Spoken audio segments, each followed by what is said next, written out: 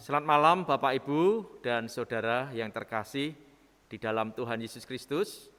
Malam hari ini bersama-sama kita akan mengadakan pemahaman Alkitab dalam rangkaian kegiatan masa Paskah tahun 2021. Untuk bacaan diambil dari Injil Markus pasal 15 ayat 33 sampai 39 dengan topik atau pokok pembicaraan meninggal dengan tenang dalam kurung tanda tanya. Sebelum PA ini kita mulai, mari bersama kita mohon berkat Tuhan, kita berdoa.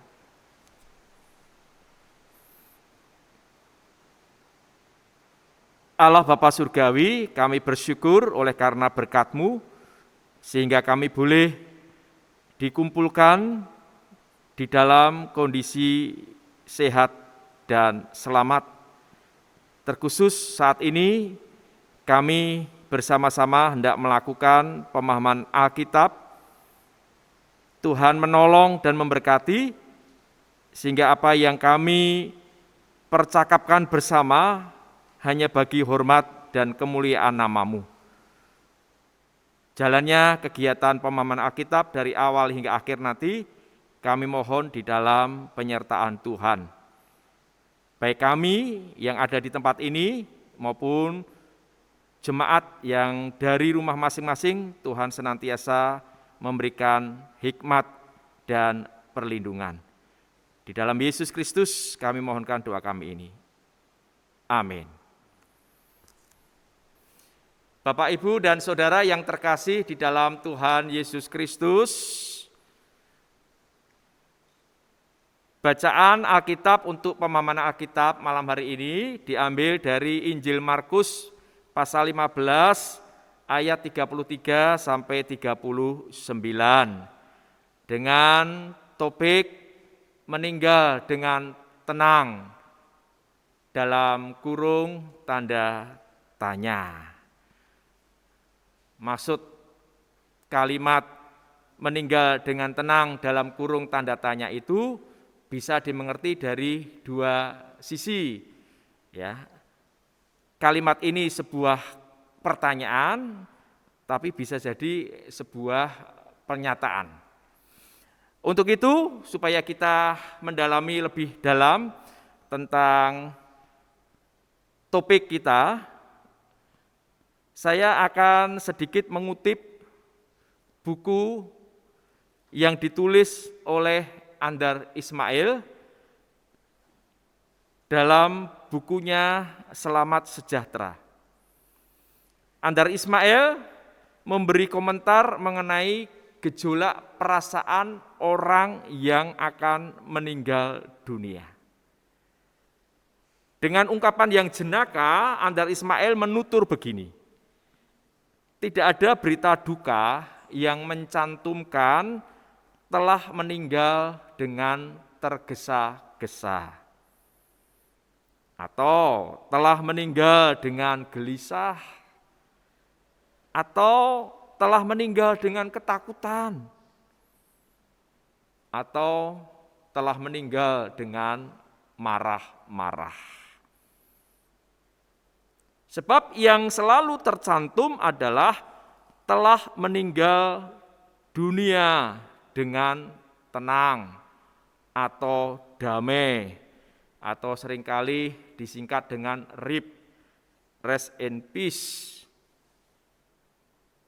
Menurut Andar Ismail, kalimat efisme atau penyebutan halus itu memberi kesan bahwa kematian pasti terjadi secara tenang. Padahal menurut Andar Ismail itu sama sekali tidak betul. Sebab meninggal dunia dengan tenang tidak semudah yang kita duga. Meninggal dunia bukan perkara kecil yang bisa terjadi dengan mudah dan tenang. Meninggal dunia terjadi melalui sebuah proses dengan berbagai gejolak perasaan yang menyulitkan orang yang meninggal dunia secara tenang. Adapun beberapa gejolak perasaan yang menyulitkan orang untuk meninggal dunia dengan tenang atau damai, yaitu yang pertama menyangkut tentang panjangnya hidup. Menyangkut tentang panjangnya hidup. Orang merasa terlalu muda untuk mati, sebab itu ia belum mau mati. Biasanya ini terjadi pada usia muda, namun bisa juga terjadi pada seseorang yang berusia lanjut. Jadi ketika mau mati dalam usia muda itu belum mau menerima kalau itu terjadi. Ya, karena masih kepingin umurnya panjang. Bahkan ada juga orang yang meskipun sudah lanjut usia kepingin tetap masih hidup lagi. Ya, karena kepingin masih panjang lagi umurnya. Yang kedua, menyangkut tentang isi hidup.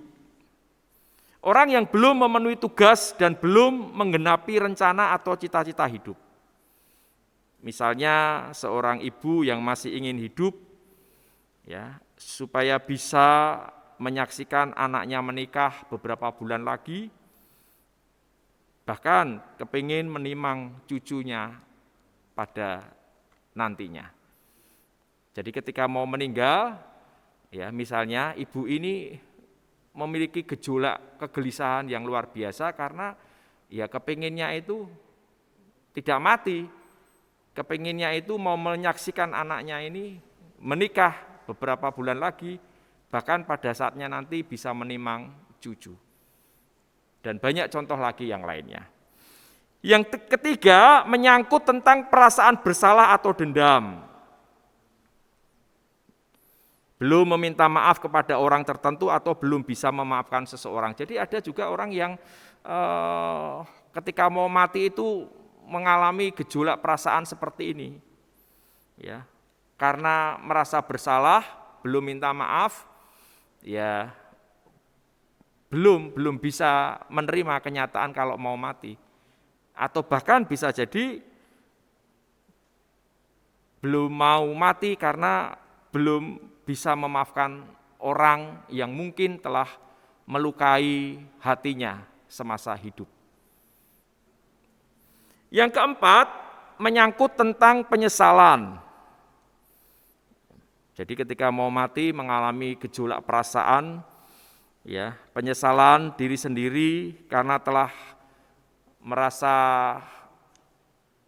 menyia-nyiakan kesempatan yang ada, bahkan mungkin karena merasa hidupnya mengalami kegagalan dan ia ingin memperbaiki diri, maka ketika mau mati ada gejolak perasaan yang seperti ini, yang belum mau menerima. Ya. Bahkan ada juga yang kepinginnya masih ingin menebus dosa. Sebab itu ia atau mereka belum siap untuk meninggal dunia. Dan yang kelima menyangkut tentang kekuasaan. Mungkin orang suka berkuasa atau cenderung menguasai orang lain entah di rumah atau di tempat kerja, mungkin juga menguasai sejumlah harta benda, sehingga ketika mau mati ya belum bisa tenang, belum bisa merasa damai, ya karena masih memikirkan harta miliknya, masih memikirkan kekuasaan, kedudukannya, masih memikirkan derajat pangkat dan seterusnya, sehingga belum bisa tenang mempersiapkan diri untuk menghadapi kematian. Dan yang keenam menyangkut tentang perasaan takut dan perasaan tidak pasti. Ya. Karena tidak memahami apa yang akan terjadi setelah kematian nanti, kemana perginya, apakah akan mendapat hukuman atau bagaimana.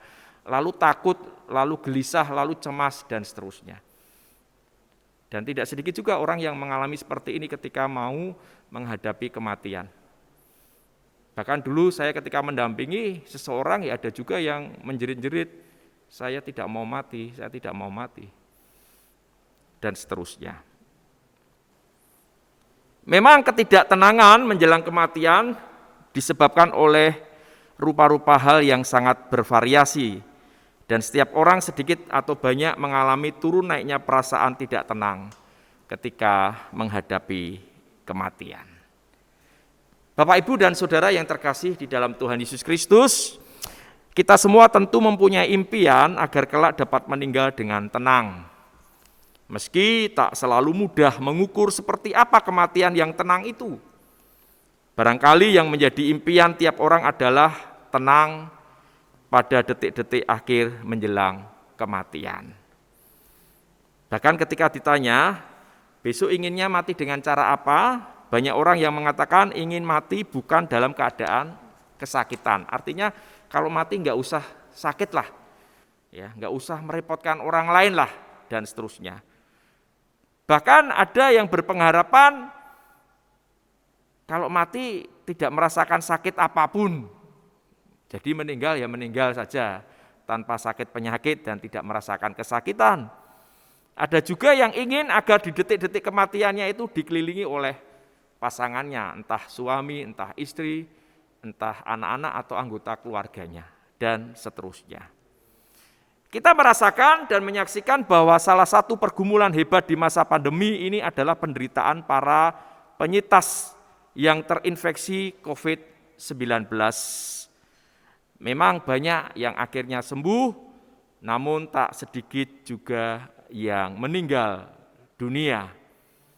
Dan kesepian yang mendalam dirasakan oleh mereka yang akhirnya meninggal karena pada detik-detik menjelang kematiannya mereka tidak didampingi oleh orang-orang terdekat karena berada di ruang isolasi, sendirian menghadapi kematian. Dan itu tentu pengalaman yang sangat berat. Seorang yang berada di salah satu ruang isolasi bersama beberapa lansia curhat melalui percakapan WhatsApp. Kami di sini menderita dalam kesendirian. Nah, mari kita berbagi tentang harapan apa yang Bapak, Ibu, dan Saudara inginkan ketika berada menjelang kematian. Jadi kalau kita saksikan tadi, kita renungkan, ya, Andar Ismail mengatakan banyak gejolak perasaan, paling tidak ada 6 yang akan dialami oleh orang yang mau meninggal dunia, yang bisa dialami oleh orang yang meninggal dunia. Nah sekarang bagaimana dengan saudara-saudara? Situasi seperti apa yang saudara harapkan ketika kelak berada pada saat menjelang kematian? Jadi ketika besok kelak kita menjelang kematian, Bapak, Ibu, dan Saudara kira-kira kepinginnya situasinya seperti apa? Monggo Bu Kustinah Paulus Sunardi mungkin mau memberikan sharing lah istilahnya, sharing atau harapannya. Terima kasih Bapak Pendeta. Kalau saya kepinginnya menjelang kematian nanti dalam keadaan tenang, damai gitu, keinginan saya. Mengapa? Ya supaya keluarga yang ditinggalkan itu ya dalam keadaan tenang juga, tidak dalam ketakutan dan ikhlas menerima kepergian kami. Oke. Matur nuwun Bu Kustina. Kalau Pak Susilo, gimana Pak Susilo? Apa yang panjenengan harapkan ketika kelak berada pada saat menjelang kematian? Yang saya harapkan pada saat menjelang kematian adalah yang dengan ketenangan dan damai. Dengan tenang dan damai berarti kami meringankan beban keluarga, tidak merepotkan keluarga.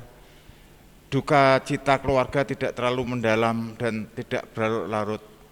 Malah keluarga bersyukur karena kehendak Tuhan lebih baik daripada kehendak manusia. Dan keluarga juga bersyukur karena saya sudah meninggal telah bersekutu dengan Tuhan Yesus di surga. Terima kasih. Oke, matur nuwun Pak Susilo. Jadi intinya bahwa semuanya mengharapkan pada saatnya kelak menjelang kematian dalam situasi yang tenang, damai, dalam sikap yang penyerahan diri atau kepasrahan diri kepada Tuhan. Demikian juga harapannya keluarga juga pada saatnya nanti mengikhlaskan ya ketika kita dipanggil oleh Tuhan, sehingga semuanya merasakan damai. Begitu Bapak Ibu ya. Oke. Lalu yang kedua, bagaimana upaya kita sebagai keluarga agar terus menjadi komunitas yang menemani dan mendukung support system bagi anggota-anggotanya di saat suka maupun duka. Jadi tadi ada kesaksian ketika menjelang kematian, tidak ada yang nunggoni, tidak ada yang dampingi, merasa sendirian, lebih-lebih di dalam penderitaannya, di dalam sakit penyakitnya.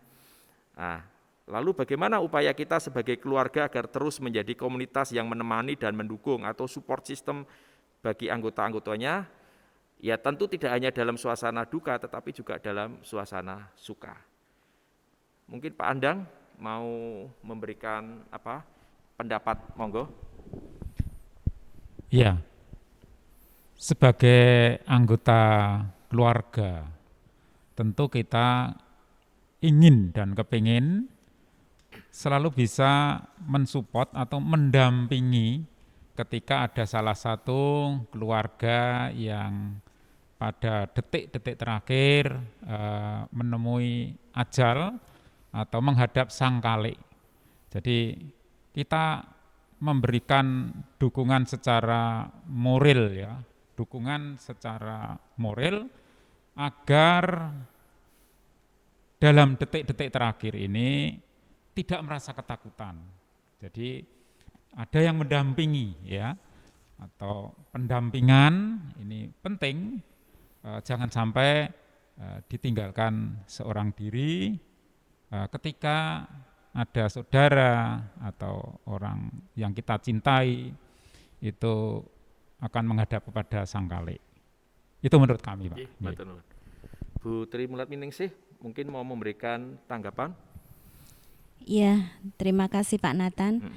Kalau menurut saya support system ya terhadap anggota keluarga yang mengalami duka cita maupun sukacita ini ada beberapa ya. Yang pertama adalah kita bisa melakukan pendekatan personal kepada anggota keluarga kita yang merasakan terbeban, sehingga harapan kami itu bisa membantu melepaskan penderitaan yang dirasakan.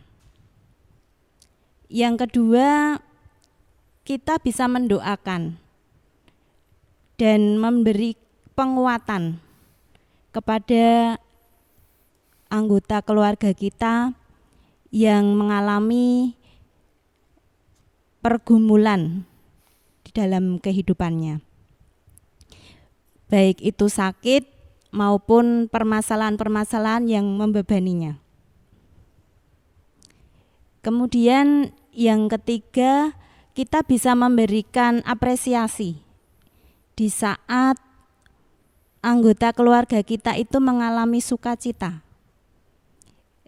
Contohnya misalnya ketika sedang berulang tahun kelahiran, kita bisa memberikan hadiah misalnya, atau ulang tahun pernikahan, atau situasi-situasi yang lain yang mana merasakan sukacita.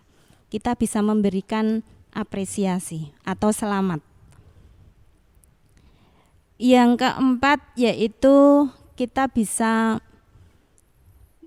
melakukan komunikasi dengan baik atau menjalin komunikasi yang baik dengan anggota keluarga kita yang mengalami duka cita atau juga sukacita.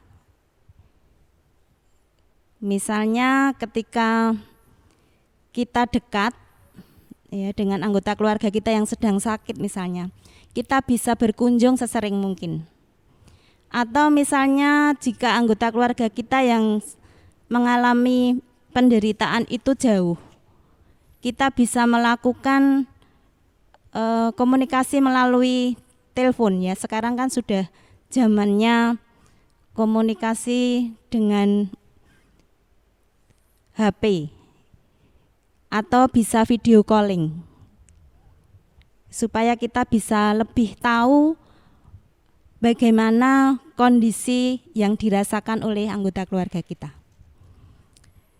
Dan juga yang kelima, kita bisa membagikan kata-kata berkat misalnya, atau mengirimkan renungan harian bagi anggota keluarga kita yang seiman dengan kita. Sehingga apa yang kita lakukan ini bisa meringankan beban anggota keluarga kita, bisa merasakan sukacita dan lebih semangat di dalam menghadapi setiap beban atau pergumulan hidupnya. Terima kasih Pak Nathan. Nggih, matur nuwun Bu Tri Mulatningsih. Jadi intinya bahwa kita harus mengupayakan supaya kita menjadi keluarga atau komunitas yang peduli, yang mendukung, yang menghibur, yang menguatkan ya dalam situasi kondisi duka cita, tetapi juga memberikan apresiasi ya ketika dalam situasi sukacita ya. Oke. Bapak, Ibu, dan Saudara yang terkasih di dalam Tuhan Yesus Kristus, pengalaman menjelang kematian ternyata juga pernah dialami dan dirasakan oleh Yesus, sebagaimana disaksikan dalam bacaan Alkitab yang menjadi bahan pemahaman Alkitab kita saat ini, yang dicatat atau disaksikan di dalam Injil Markus pasal 15 ayat 33 sampai 39. Injil Markus pasal 15 ayat 33 sampai 39. Demikian pembacaan firman Tuhan.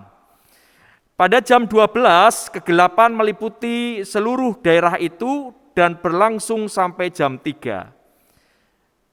Dan pada jam 3, berserulah Yesus dengan suara nyaring, Eloi, Eloi, lama sabachthani, yang berarti, Allahku, Allahku, mengapa engkau meninggalkan aku?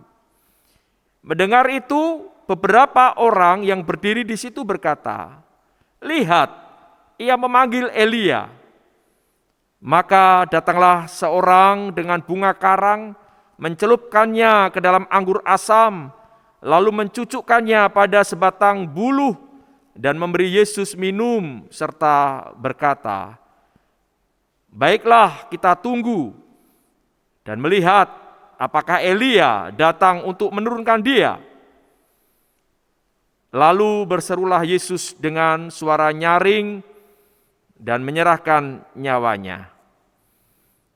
Ketika itu tabir bait suci terbelah dua, dari atas sampai ke bawah.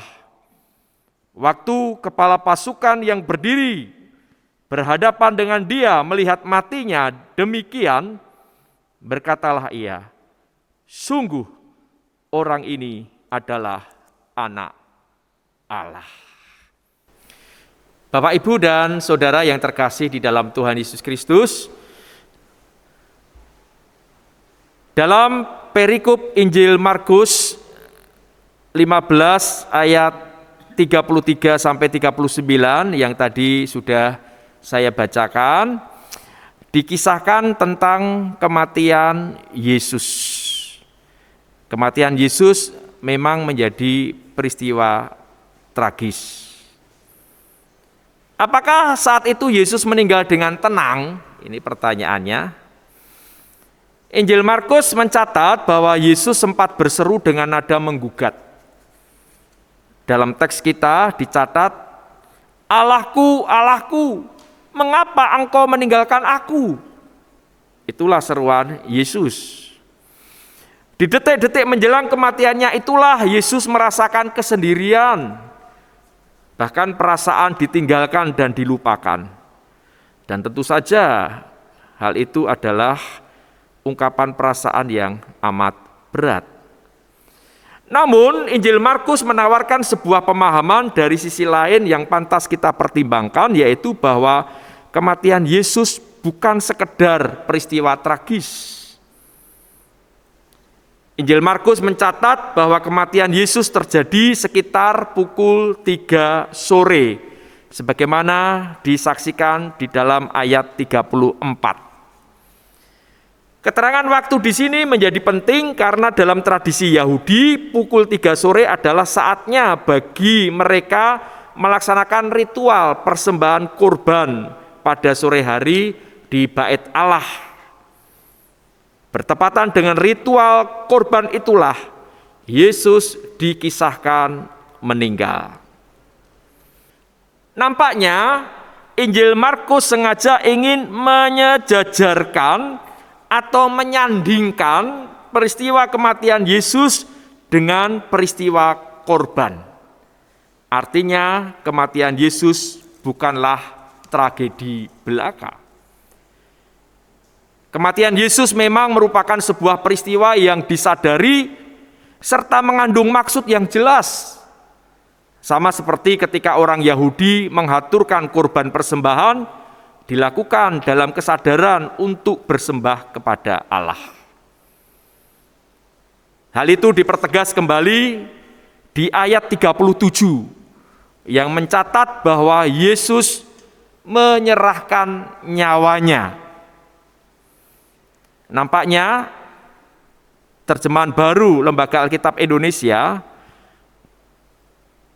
bermaksud memperhalus dalam tanda kutip kematian Yesus dengan frase menyerahkan nyawa. Frase itu memang menegaskan bahwa kematian Yesus adalah sesuatu yang disadari karena Yesus sengaja menyerahkan nyawanya. Terjemahan ini memang agak berbeda dengan kata aslinya, yaitu kata ekpneo, yang bermakna menghembuskan nafas terakhir. Injil Markus tidak menyebutkan dengan jelas apakah Yesus meninggal dengan tenang. Markus memang menyebut ada 2 seruan atau teriakan oleh Yesus. Teriakan pertama ada di ayat 35, Eloi, Eloi, lama sabachthani, Allahku, Allahku, mengapa engkau meninggalkan aku? Dan teriakan kedua ada di ayat 37, lalu berserulah Yesus dengan suara nyaring dan menyerahkan nyawanya. Yang mana dalam ayat 37 ini tidak disebutkan isi teriakan itu. Ini adalah teriakan misterius yang disusul adegan Yesus menghembuskan nafas terakhirnya atau mengalami kematian. Paling tidak ada 2 kemungkinan yang dapat kita bayangkan. Yang pertama, Yesus mengulang teriakan yang sama yang berisi gugatan mengapa Allah meninggalkannya. Dan yang kedua, Yesus mengumandangkan teriakan kepasrahan menjelang nafas terakhirnya. Jika kita kembali kepada ritus korban, kita dapat memaknai teriakan Yesus sebagai teriakan korban. Teriakan korban biasanya jarang didengarkan. Bahkan kematian para korban pun sering diabaikan. Dengan berani mempertanyakan apakah mereka meninggal dengan tenang, kita justru diajak untuk berempati dan meneruskan perjuangan mereka. Injil Markus pun merekam teriakan Yesus sang korban itu dan mengajak pembaca untuk mendengarkan serta berpihak pada para korban. Bapak, Ibu, dan Saudara yang terkasih, selanjutnya kita bersama-sama akan melakukan diskusi. Ada 2 pertanyaan. Saya tujukan dulu kepada Pak Andang ya. Menurut saudara, apakah teriakan Yesus di ayat 37 merupakan teriakan menggugat ataukah teriakan kepasrahan? Beri alasannya. Terima kasih Pak Pendeta Nathanael dalam kegiatan PA saat ini dengan pertanyaan yang tadi ditanyakan. Menurut saya, teriakan Yesus di ayat 37 merupakan teriakan menggugat ataukah teriakan kepasrahan, dan berikan alasan. Menurut saya, Yesus sebagai manusia itu sama dengan manusia biasa. Sebelum Yesus disalib, Yesus mengalami berbagai peristiwa yang sangat-sangat menyiksa, disesah, dihina, diludahi, bahkan luar biasa penderitaannya. Kalau kita membaca pada ayat sebelumnya, Yesus harus mengalami siksaan yang sangat mengerikan, kemudian harus disalib. Maka ketika ditanya pada ayat 37, di situ juga ada dua hal menurut saya, teriakan atau berteriak secara nyaring dan menyerahkan nyawanya. Jadi kalau saya boleh menjawab, secara manusia teriakan Yesus ini adalah teriakan menggugat. Kenapa?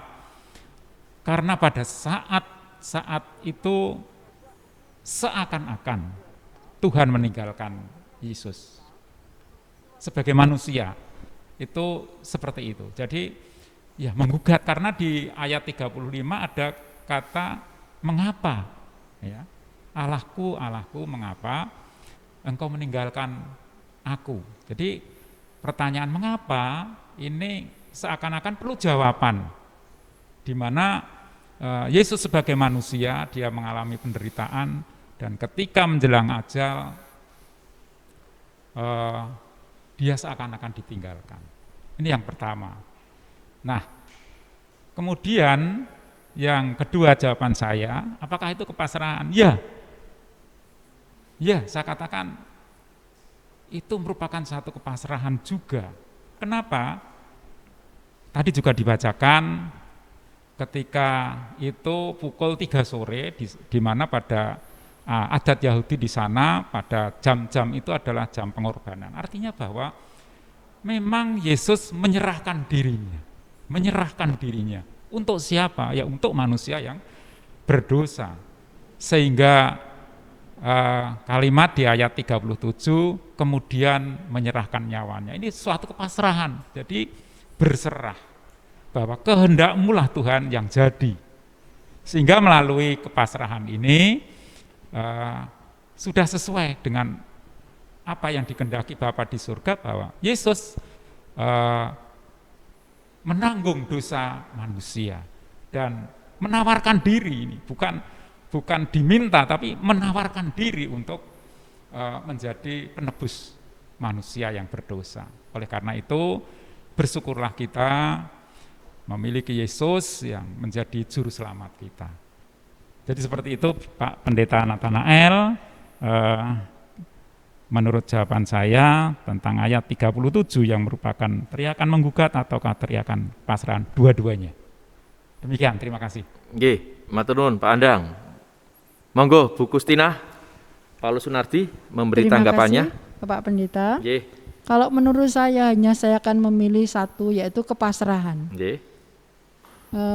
Alasannya begini Pak, sebagai manusia dia sudah sangat menderita pada saat itu, bahkan dia sudah tidak bisa berdaya, sehingga tidak mampu untuk bisa menolong dirinya, sehingga dia pasrah sepenuhnya kepada Tuhan, kepada Allah Bapa. Makanya dia sampai berteriak Elia Elia lama sabachthani. Dia benar-benar menyerahkan hidupnya untuk Tuhan dan untuk menebus dosa manusia. Terima kasih Pak. Nggih, matur nuwun Bu Kustinah, Paulus Sunardi. Memang ya untuk ayat 37 di sini dikatakan, kalau saya baca ulang, lalu berserulah Yesus dengan suara nyaring dan menyerahkan nyawanya.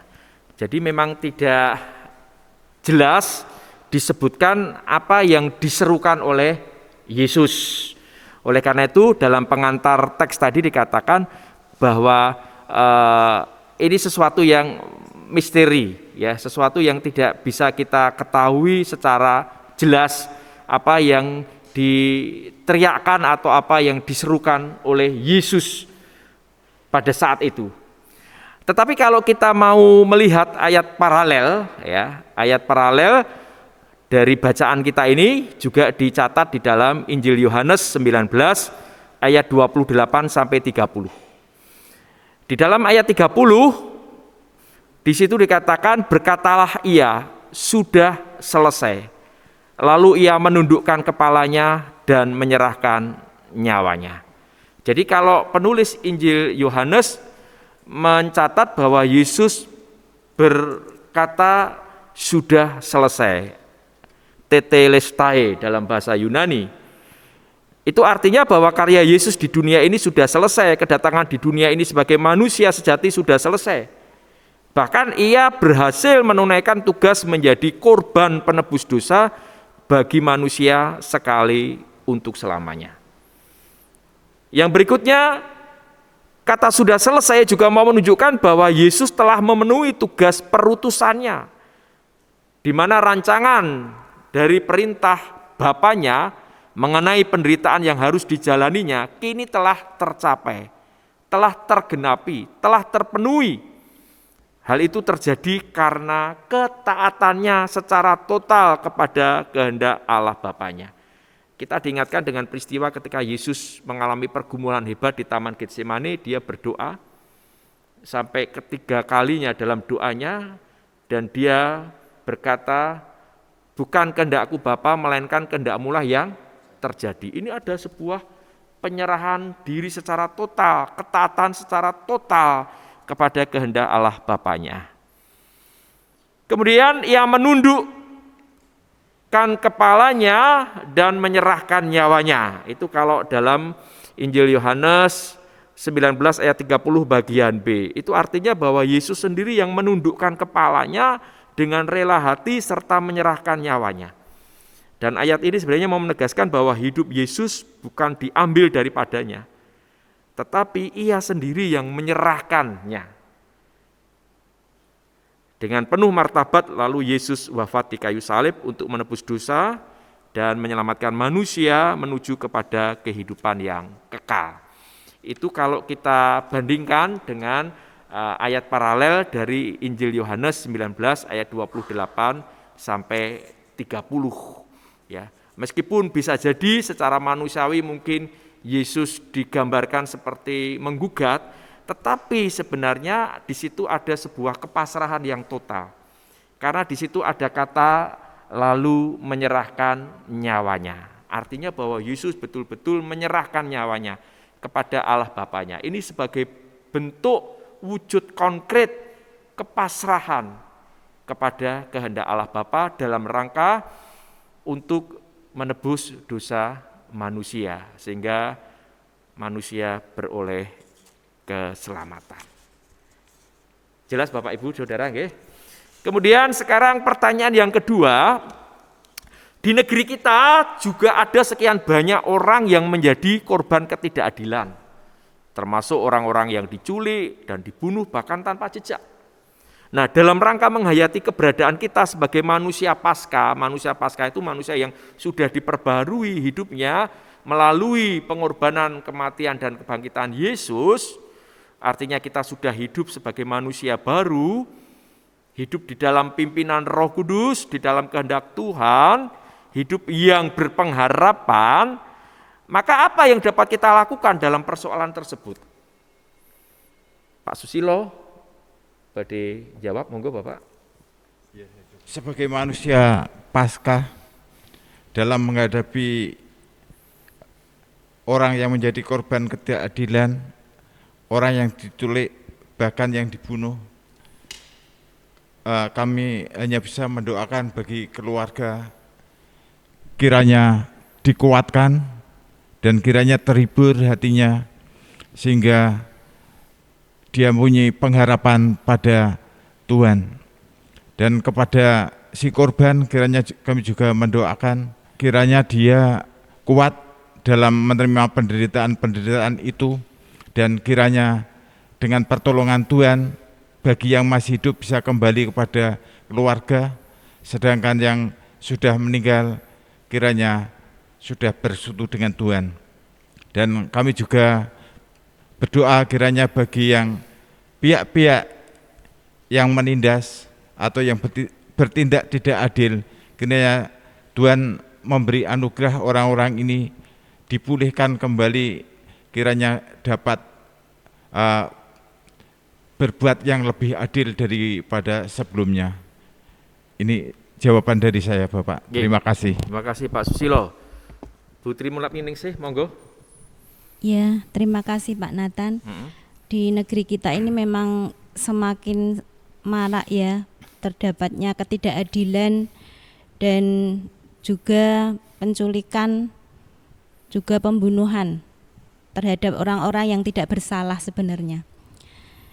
Dalam hal ini terhadap korban penculikan atau ketidakadilan, kami bisa memberikan support atau semangat supaya mereka yang menjadi korban ini bisa terbebas dari ketakutan dan segala bentuk ketidakadilan yang sudah mereka rasakan. Kemudian kita juga bisa memberikan penguatan melalui doa-doa kita kepada mereka yang menderita oleh karena ulah dari oknum yang tidak bertanggung jawab. Juga kita bisa mengingatkan untuk lebih dekat kepada Tuhan, supaya mereka mendapatkan pengharapan untuk bisa mendapatkan pemulihan yang diberikan oleh Tuhan. Dan kepada korban yang sudah meninggal atau dibunuh, kita hanya bisa mendoakan supaya mereka bisa selamat dan damai di alam baka. Dan kepada pihak keluarga yang merasa dirugikan, dalam hal ini kita juga bisa mendoakan supaya keluarga ini tidak dendam kepada para pelaku yang tidak bertanggung jawab. Bahkan harus bisa mendoakan supaya pelaku tersebut mendapatkan yang terbaik dari Tuhan, dan pada akhirnya nanti akan disadarkan sendiri oleh Tuhan. Sehingga kita juga bisa memberikan teladan dari Tuhan, di mana kejahatan tidak harus dibalas dengan kejahatan, tapi kejahatan harus dibalas dengan kasih. Demikian dari saya, Pak Nathan. Terima kasih Bu Tri Mulakminingsih. Tentu yang tidak kalah penting juga kita harus menghadirkan keadilan, mewujud nyatakan keadilan. Ya, di tengah banyaknya ketidakadilan, kita jangan ikut-ikutan melakukan ketidakadilan, itu penting ya. Kita justru harus menghadirkan keadilan dimanapun dan kepada siapapun. Lebih-lebih sebagai manusia yang sudah ditebus dosanya oleh Tuhan Yesus, yang sudah diperbarui hidupnya. Mari kita wujud nyatakan keadilan, ya, dengan memberlakukan keadilan, kebenaran dan damai sejahtera bagi siapapun dan dimanapun juga. Ini juga menjadi catatan penting yang harus kita lakukan. Baik Bapak, Ibu, dan Saudara, terima kasih untuk peran sertanya dalam diskusi, baik itu tanggapan, baik itu share, baik itu pendapat. Bersama-sama kita akan memasuki doa bersama, dan kita akan mendoakan bagi orang-orang yang bergumul dalam sakit dan derita menjelang kematian, ya, untuk pasien-pasien paliatif, ya, pasien-pasien terminal, supaya mereka dikuatkan, mereka untuk senantiasa bersandar dan berserah kepada Tuhan. Kami mohon nanti Bu Tri Mulatminingsih untuk membawa doa itu. Kemudian juga mendoakan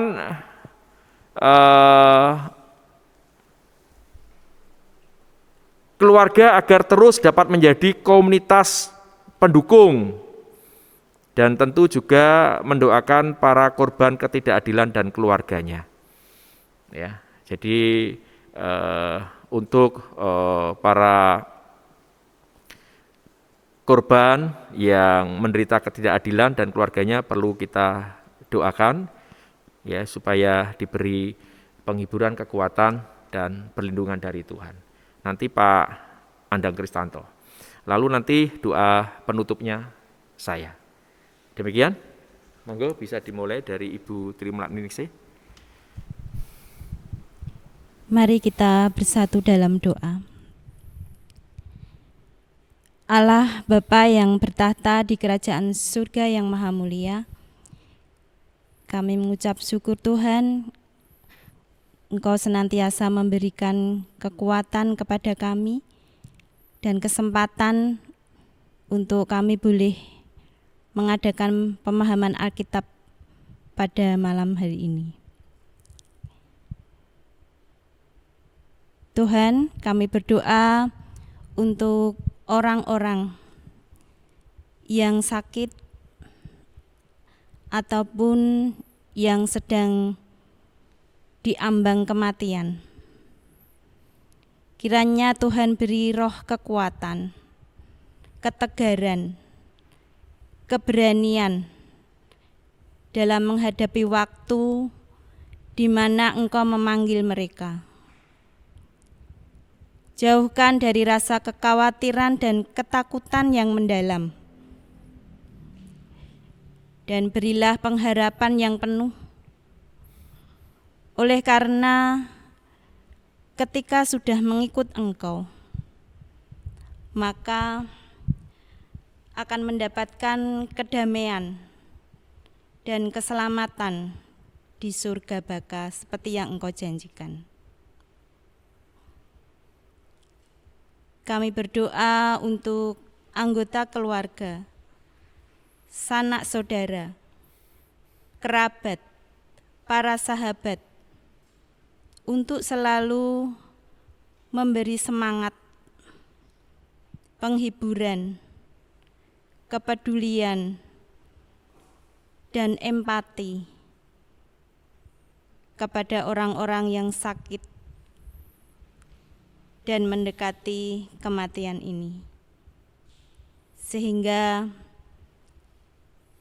mereka bisa merasakan semakin kuat dan berharga dan sukacita di dalam pertolongan Tuhan. Terima kasih Tuhan Yesus. Kami menyerahkan orang-orang yang sakit dan diambang kematian ini hanya ke dalam pertolongan dan keselamatan dari Engkau. Di dalam nama Tuhan Yesus kami serahkan doa ini. Tuhan Yesus, sumber keadilan dan sumber berkat bagi kami semua. Kami berdoa untuk orang-orang di sekitar kami, ataupun orang-orang yang tidak memperoleh keadilan. Mereka yang dianiaya, mereka yang tersiksa, meskipun mereka tidak bersalah. Ya Bapa, Tuhan yang Maha Adil, Engkaulah yang akan memberikan penghargaan kepada mereka yang tidak memperoleh keadilan di dunia ini. Tuhan, saat ini ketika kami memasuki masa Paskah, dan kami ingin menjadi manusia-manusia Paskah yang dapat mengindahkan orang-orang di sekitar kami yang tidak memperoleh keadilan. Ya Bapa, kiranya kami diajarkan untuk menjadi manusia Paskah yang memperhatikan mereka yang tidak memperoleh keadilan dengan benar. Terlebih kami menjadi orang-orang yang dapat menjadi pengharapan bagi keluarga kami, bagi orang-orang terdekat di sekitar kami, di komunitas pekerjaan, di komunitas masyarakat, maupun di mana Tuhan tempatkan kami, agar kami mampu menjadi pelaku-pelaku firman Tuhan, terlebih mereka yang tidak mendapatkan keadilan. Kami juga berdoa bagi keluarganya, kiranya Tuhan memberikan penghiburan, kekuatan bagi keluarga-keluarga yang mendapatkan ketidakadilan di dalam kehidupannya. Bapa di surga, hanya Engkaulah sumber berkat dan sumber keadilan bagi kami yang berserah kepadamu. Di dalam nama Allah Bapa, Putra, dan Roh Kudus, kami berdoa. Allah Bapa Surgawi, kami bersyukur Engkau memberkati di dalam kami bersama-sama melakukan pemahaman Alkitab dalam rangkaian kegiatan masa Paskah tahun 2021 ini. Kami juga mohon berkat-Mu agar firman-Mu yang telah kami gumuli bersama melalui pemahaman Alkitab mampu kami simpan, kami pelihara, dan kami wujud nyatakan di dalam kehidupan iman kami, sehingga menjadi kekuatan penghiburan bagi kami, sehingga ketika kelak kami menjelang kematian, boleh memiliki sikap seperti Yesus yang pasrah, yang menyerahkan diri kepada kehendak Allah Bapa, sehingga boleh merasakan kedamaian dan ketenangan. Di dalam Yesus Kristus Tuhan dan Juru Selamat kami mohonkan doa kami ini. Amin. Bapak, Ibu, dan Saudara yang terkasih, demikianlah pemahaman Alkitab yang boleh kita lakukan. Terima kasih atas partisipasi Bapak, Ibu, dan Saudara. Kiranya melalui pemahaman Alkitab ini boleh menjadi sarana pemeliharaan iman kita dan semuanya kita persembahkan bagi kemuliaan Tuhan. Tuhan Yesus memberkati kita semua. Amin.